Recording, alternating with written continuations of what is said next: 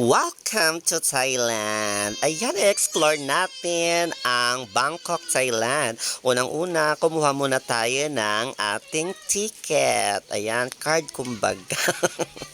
Mukhang pinanser tayo dito ngayon. Siyempre, meron tayong mga kasamahan. Bigyan natin si Claudia, si Dudes. Ayan, mga ticket. And then, itatap lang. Ay, in-insert pala.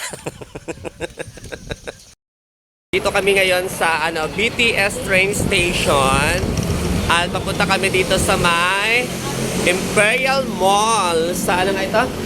Imperial sa may Samrong, sa may Bangkok, Thailand.